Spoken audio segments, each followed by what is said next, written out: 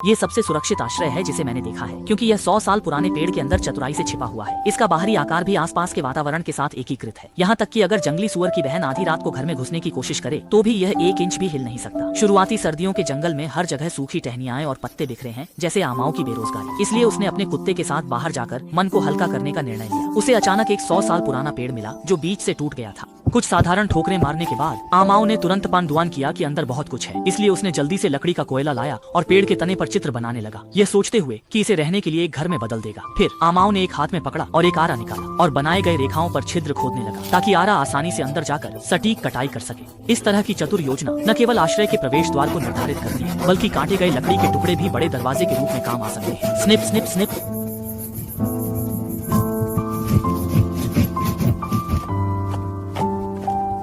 जब उसने भारी लकड़ी के टुकड़ों को उठाया तो अंदर की स्थिति आमाओं की कल्पना के अनुसार थी। लकड़ियों को साफ करना था, दरवाजा काटा जा सकता था जिससे भूमिगत आश्रय विकसित हो सके। मिट्टी के कारण खुदाई आसान थी, जड़ें मोटी थीं, जिससे परेशानी हुई। इन जड़ों को साफ करने में समय लगा। ये लड़का कारीगर है और उसने प्रयास से गड्ढा खोद लिया। इसमें एक कमरा होगा जो उसे और उसके कुत्ते को रहने के लिए पर्याप्त होगा। चूल्हे की जगह तय कर दी। इन उलझी हुई पेड़ की जड़ों को साफ करने में बहुत समय और ऊर्जा खर्च हुई।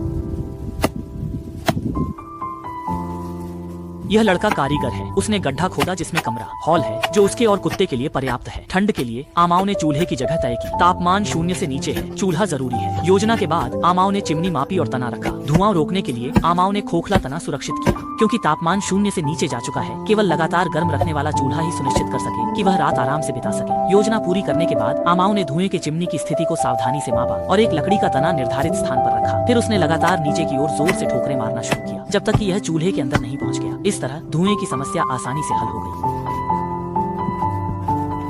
धुएं को अंदर आने से रोकने के लिए आमाओं ने एक खोखले पेड़ के तने को खोजा जो चिमनी के विस्तार के लिए एकदम सही था। वह सावधानी से चिंतित था कि लकड़ी जल न जाए, इसलिए उसने कुछ सूखी घास इकट्ठा की और उसे मिट्टी के साथ मिलाकर एक चिपचिपा मिश्रण बनाया। फिर उसने लकड़ी के तने के अंदर और बाहर इसे अच्छी तरह से लगाया, ताकि यह उच्च तापमान की परीक्षा को सहन कर सके।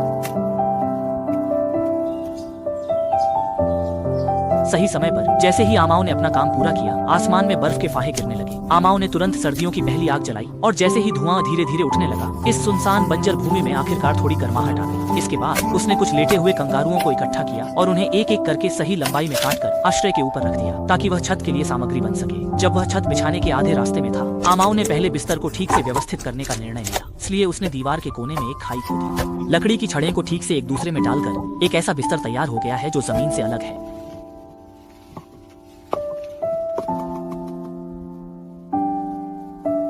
छोटी सी आराम के बाद आमाओं ने छत बनाने का काम जारी रखा। लकड़ी के बीच की दरारों को मिट्टी से भरा गया ताकि